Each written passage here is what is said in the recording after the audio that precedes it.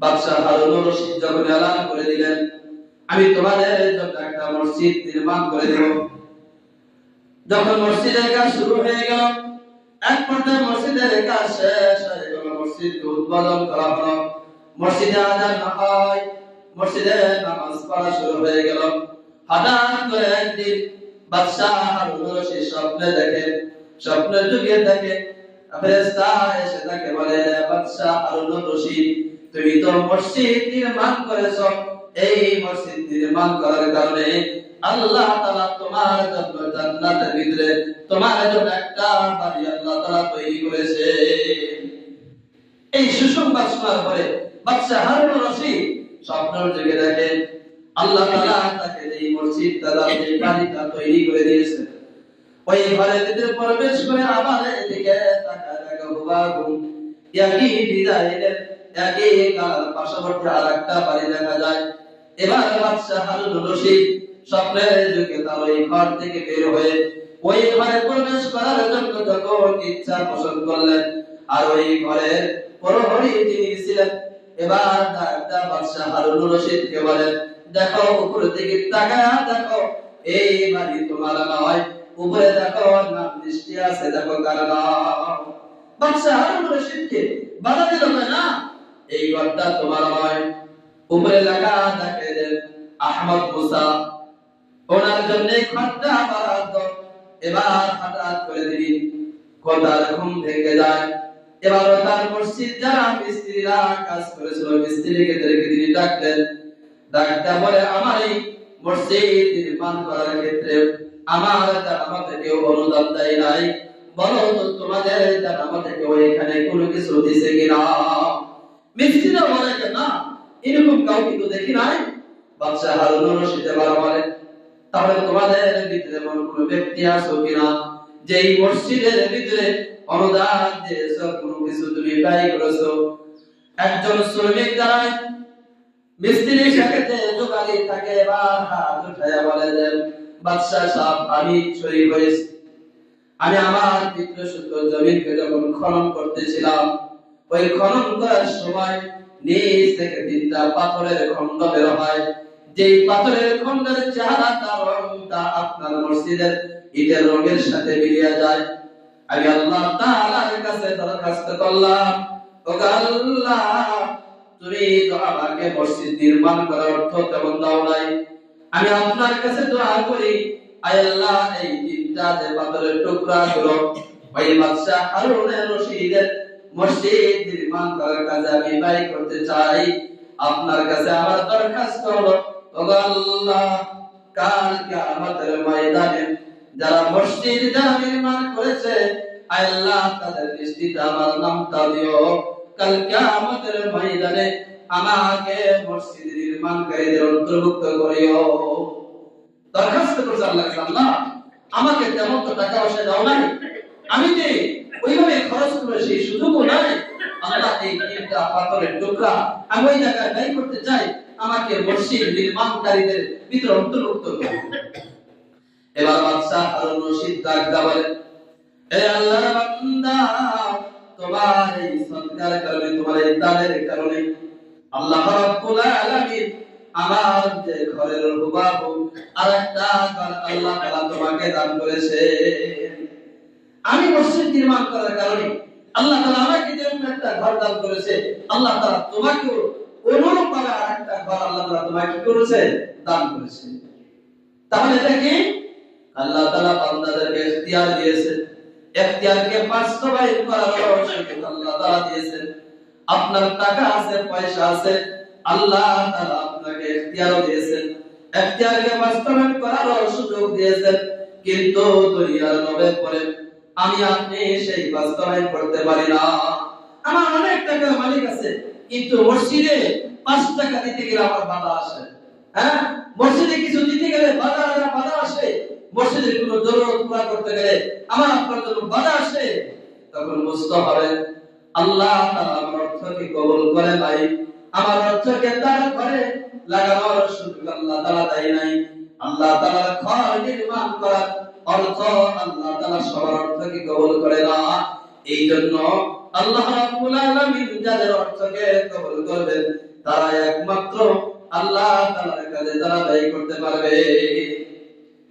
দেখেন সাহাবা কিরামদের ভিতরে আল্লাহ তাআলা তাদেরকে ইখতিয়ার দিয়েছিলেন, ইখতিয়ার বাস্তবায়ন করার সুযোগ দিয়েছেন, কিন্তু তারা তাই করেছে, নিজের জানও ভয় করেন নাই।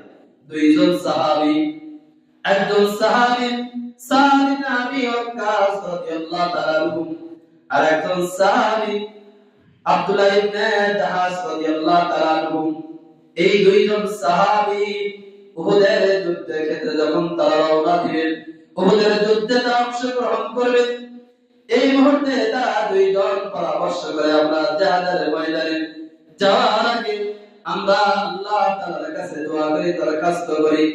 একজন আমরা দোয়া করব, প্রকাশনা করব, আমি যা বলে কিন্তু তুমি শুনতে পারবা না, কিন্তু তুমি সাথে সাথে আমিন আমিন বলে যাইবা। আমার অপরজন যখন দোয়া করবে তখন সে মনে মনে দোয়া করবে, অপরজন শুনবে না, শুধু সে শুধু আমিন আমিন বলবে। এবার সাদ ইবনে আবি ওয়াক্কাস রাদিয়াল্লাহু তাআলা আল্লাহ তাআলার কাছে হাত বাড়ালেন, আল্লাহ তাআলার কাছে দোয়া করেন, আল্লাহ আমি জিহাদের ময়দানে যাওয়ার জন্য আমি বাড়ি থেকে বের হয়েছি, রওনা দিয়েছি, উহুদের ময়দানে আমি জিহাদ করার জন্য যাইতেছি। আল্লাহ আপনি আমাকে শরীরের ভিতরে এমন শক্তি দান করেন, এমন বল দান করেন যেন আমি কাফেরদেরকে প্রতিরোধ করতে পারি, কাফেরদের ভিতরে যারা বড় বড় লিডার আছে যারা, তাদেরকে আমি যেন হত্যা করতে পারি। এভাবে সে আল্লাহ তাআলার কাছে দোয়া করতেছে, আল্লাহ আর যেন আমরা সেই জিহাদের ময়দানে যেন জয় করতে পারি এবং তোমার কালেমাকে যেন বলন্দ করে আমরা যেন বিজয় লাভ নিয়ে আসতে পারি এবং গনিমতের মালগুলো যেন মদিনায় প্রবেশ করতে পারি। মদিনার ভিতরে যারা অসহায়, যারা মিসকিন যারা রয়েছে, ওই গনিমতের মাল দ্বারা যেন তারা উপকৃত হয়। এভাবে সে তার ব্যক্তগুলো করার পরে এইদিকে আব্দুল্লাহ ইবনে জাহাশ রাদিয়াল্লাহু তাআলা শুধু আমিন আমিন বলেন। আবার এবার যখন সাদ ইবনে আবি ওয়াক্কাসের দোয়া শেষ, এবার হাত তুলে আব্দুল্লাহ ইবনে জাহাশ রাদিয়াল্লাহু তাআলা আল্লাহ তাআলার কাছে দোয়া করে, ও আল্লাহ আমাকে জিহাদের ময়দানে শরীক করার পরে, আমাকে জিহাদের ময়দানে শরীক করার পরে আপনার বান্দাদের ভিতরে থেকে, মুসলমানদের ভিতরে থেকে অনেক মুসলমান তো এই জিহাদের ময়দানে তারা শাহাদাত বরণ করবে। ও আল্লাহ আমাকে ওই শহীদদের ভিতরে অন্তর্ভুক্ত করিও, আমাকে ওই সমস্ত শহীদদের ভিতরে অন্তর্ভুক্ত করিও আল্লাহ, যাদেরকে কাল কিয়ামতের ময়দানে আপনি তাদেরকে বিনা হিসাবে জান্নাত দিবেন। আমাকে ওই সমস্ত শহীদদের অন্তর্ভুক্ত করিও। আয় আল্লাহ আমাকে যেন এভাবে শাহাদাত বরণ করা হয়, আমার হাত যেন ওই কাফেরের বাচ্চারা যেন কেটে নিয়ে যায়, আমার চক্ষু যেন উঠায় নিয়ে যায়, আমার পা যেন উঠায় নিয়ে যায়, আমার হাত যেন তারা কেটে ফেলে। আয় আল্লাহ কাল কিয়ামতের ময়দানে যখন, হাসরের ময়দান যখন কায়েম হবে, আয় আল্লাহ আমাকে যেন ওই সমস্ত মুসলিমকৃত শাহাদাত বরণকারী সাহাবীদের যেন আমার নামটা উঠানো হয়। সাইয়্যিদুশ শুহাদা আমির হামজা রাদিয়াল্লাহু তাআলা আনহুর মত যেন আমাকে উঠানো হয়। সাইয়্যিদুশ শুহাদা আমির হামজা রাদিয়াল্লাহু তাআলা আনহুর কলিজাটাকে কেটে ওই কাফির মুশরিক বেঈমানের বাচ্চারা তাদের কলিজা কেটে এইভাবে তারা কামড়ায়া তারা সেই সাহাবী তাদের কলিজাটা এভাবে দেখেছে। সাইয়্যিদুশ শুহাদা আমির হামজা রাদিয়াল্লাহু তাআলা আনহুর কলিজাটাকে যেভাবে তারা এভাবে তাজা কলিজাকে এভাবে ছিঁড়ে যেভাবে তারা খেয়েছে, আয় আল্লাহ আমাকে ওই সমস্ত মাসলাকৃত সেই সাহাবী শাহাদাত বরণকারীদের ভিতরে আমাকে অন্তর্ভুক্ত করিও। এভাবে তারা নিয়ত করে যখন জিহাদের ময়দানে শরীক হয়ে গেলেন, আল্লাহ রাব্বুল আলামিন উভয়ের দোয়াকে আল্লাহ তাআলা কবুল করেছেন।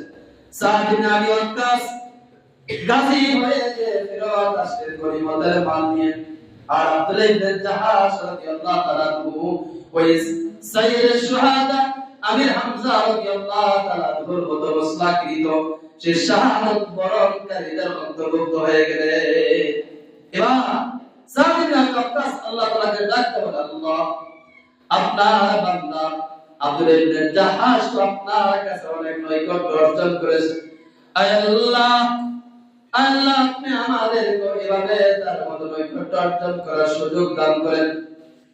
তারা তো নিজের জানের কোনো মহব্বত করে নাই, নিজের মালের কোনো যে ভরসা করে নাই, তারা শুধু আল্লাহ তাআলা তাদেরকে ইখতিয়ার দিয়েছেন, ইখতিয়ার বাস্তবায়ন করার সুযোগও আল্লাহ তাআলা তাদেরকে দিয়েছেন। কিন্তু তারা তো এই কাজটা তো তারা সেই বাস্তবে সেটাতে দেখা গেছে, দেখা গেছে কিনা? আল্লাহ তাআলা তাদেরকে ইখতিয়ারও দিয়েছেন, ইখতিয়ার বাস্তবায়ন করার সুযোগও দিয়েছেন, কিন্তু তারা তাই করেছে। কিন্তু আজকে আমার আপনার ঈমান আমাদের এত দুর্বল অবস্থা, আমরা দোয়াতে দোয়া কবুল হয় না। একদিয়া দোয়া করে আর দেখিয়া চিন্তা করি কার মালটা কিভাবে নেওয়া যায়, কার উপরে কিভাবে জুলুম করা যায়, কার উপরে কিভাবে অন্যায় করা যায়। এই জন্য আমাদের দোয়াটা শুধু কান পর্যন্ত বসে, আমাদের দোয়া আল্লাহ তাআলা কবুল করে না। আমরা এত কিছু করি কিন্তু আমাদের এইগুলো দোয়াগুলো কবুল হয় না কেন?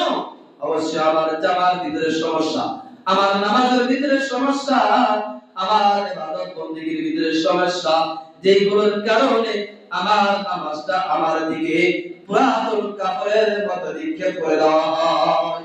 এই জন্য তো আমার নামাজ কবুল হয় না, আমার দোয়া কবুল হয় না। আমরা কেমন বান্দা হলাম একটু ভয় করি না। আমার জিন্দেগি তো একটা সেকেন্ড করো বিশ্বাস আমার কাছে না, আমার কাছে নাই, আমার কাছে নাই, আমি জীবনের গ্যারান্টি দিতে পারবো না। কিন্তু সেই জিন্দেগিকে চালানোর জন্য মানুষের মাল আমি আত্মসাৎ করি, হারাম খাই, সুদ খাই, ঘুষ খাই, ইত্যাদি খাই।